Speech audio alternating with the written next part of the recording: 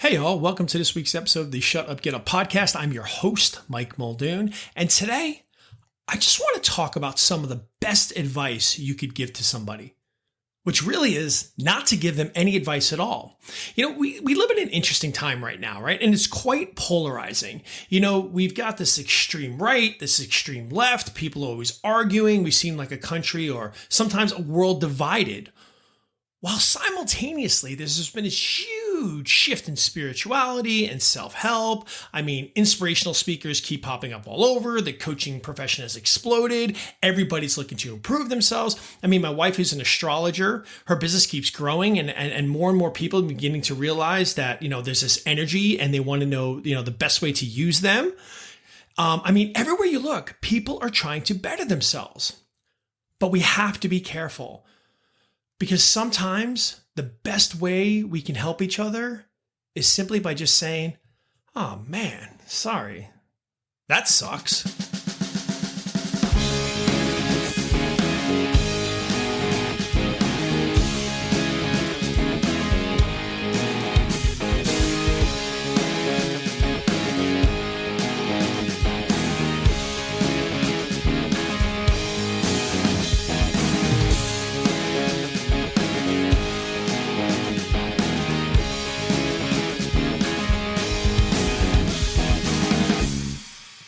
All right. I'm not saying that this is the best advice you can give someone is just say, "Hey man, it sucks, but hear me out." Sometimes people just have a bad day. Sometimes people just need to unload or offload something on their chest. Sometimes it's nothing major. Sometimes it's just as simple as, we ask, "Hey, how was your day?" And they kind of say, "You know what? It wasn't very great. It was kind of a rough day," or it's something else. And it's okay for us to just not have to suddenly jump in and, get in this let fix it mode. Sometimes it's just best to say, "Yeah, sorry to hear about that. What you want to talk about it?" And if they say no, just let it go.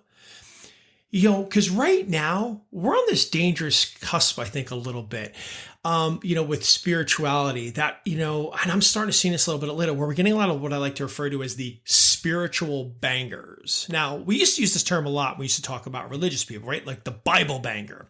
Everything you said, they'd bring it back to the Bible. "I want to have candy today. Candy's for the devil." I'm thinking about doing that. "You shouldn't do that." I'm going to buy this. "Don't buy that. The good Lord won't support you in that endeavor," whatever it is. And you would just be like, "Really? You're beating me over the head with this?" Because it's something that they're so passionate about. It's something that they found. Or, something as simple as like ex-smokers. There was a time I smoked for numerous years, which is really interesting after playing many years of football. And I've probably talked about that already. But anyway, but it's funny, the worst smokers are reformed smokers, right? The ones who, used to smoke and then quit. And every time they're around somebody who smokes, they're like, "Oh, it's disgusting. You got to quit. You got to stop that. Dude, that's not good for your health." And we lecture them and we hammer them. And it's terrible because those people don't need that. They don't need to hear that. Obviously, most people who are smokers know it's not good for them, but they're going to do it. They don't need you beating up about them. But we're seeing this a lot now with like spirituality. People really getting very extreme with their spirituality that the minute somebody steps off one way, they just suddenly want to jump at them and attack them about their quality of life or how they're living. Somebody has a bad day, everything sucks, the world's great. And the uber ultra positive person just wants to sit there and be like, "Dude, that's terrible. You can't do that. You can't be like that. You got to be positive. You got to lift yourself up. You got to focus your direction, law of attraction, everything you say, the universe is judging." And it's like, bro, they didn't ask for that. They didn't ask for that.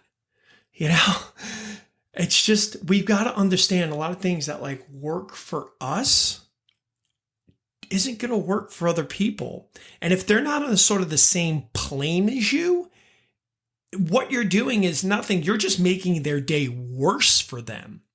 You're just making it worse for them because, again, it may not be anything major. It just might be something if someone's had a bad day, I'm going through a tough patch or I'm this and that. They don't need to be lectured. It's funny with me because as a coach, I deal with a lot of people. I deal with emotional intelligence.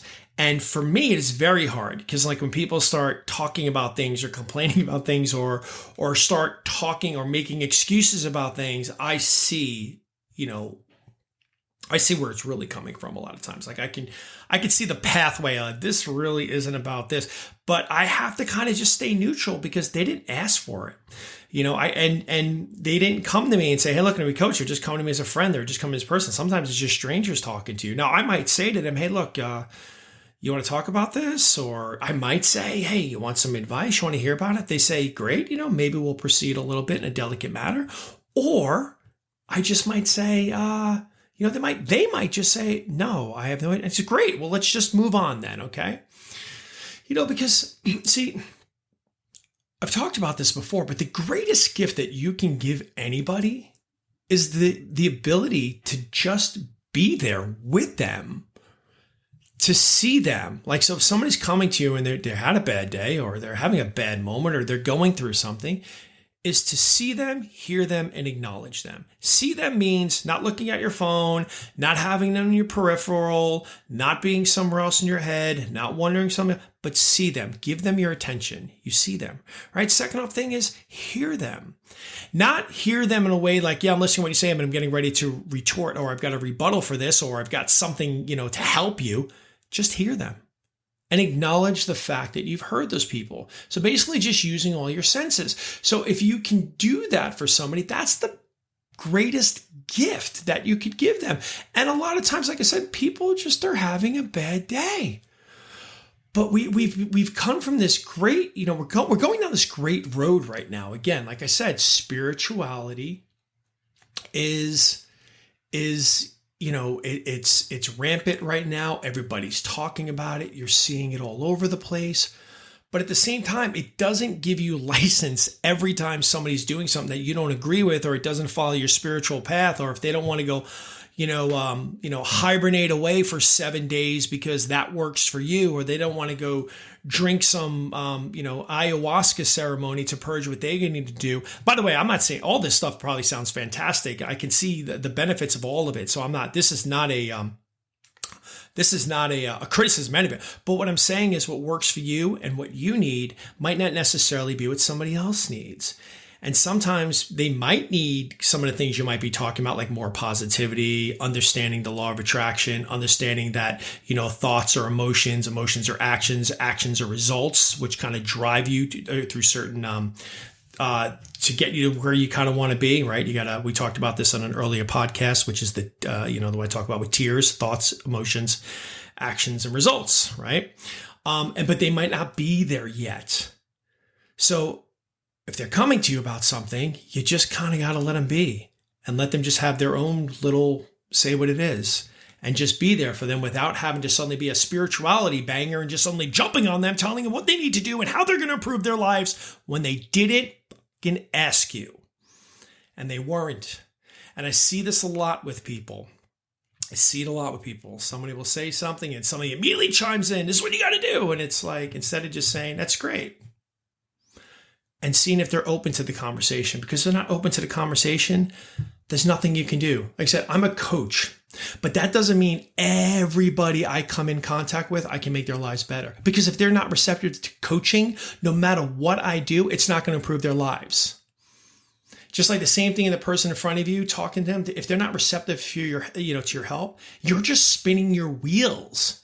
And like I said, if anything, you might just agitate them more because they didn't ask for you to fix them. They simply were just sharing something with you, or they're going through something on their own.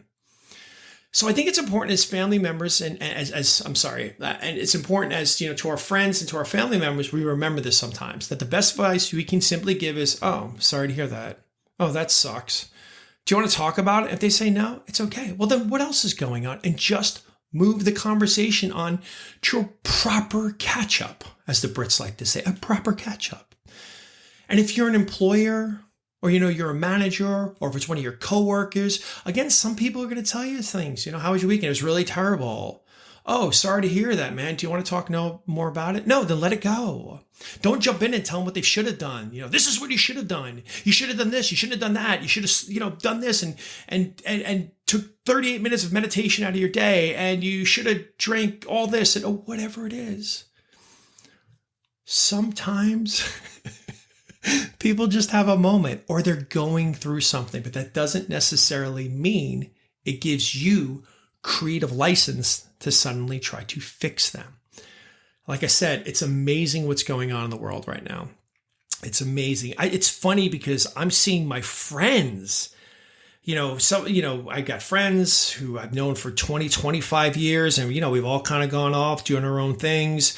I'm married. I've got kids. Others got married kids. They're in other parts of the country. I got other buddies on the other parts of the country. And it's amazing how they've had this huge shift towards spirituality, and they're doing awesome with it. And it's great. And like I said, you're seeing it all the time, and you might be someone that does it. But just because you're hyper-focused on something doesn't mean it necessarily gives you license to fix them. Just because you see what you think they're doing is wrong or it's not the right way doesn't give you the license to fix them. Unless they ask you for your help, the best thing you can do, and the number one thing you could do for anybody, is just simply be there, see them, hear them, acknowledge them with your whole being. And it is the best thing you can do for anyone. And that's all I got this week, people. That's all I got.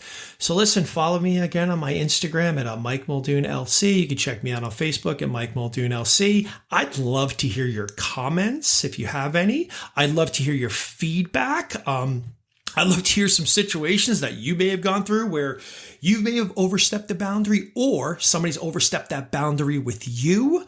You can find this podcast. Well, if you're listening to it, you've obviously found it, but share it with your friends, share it with your family. Like I said, I try to keep my podcast short and to the point, hopefully always educating in some manner here. And here's the thing. I wish you all an awesome, awesome weekend. Love to you all.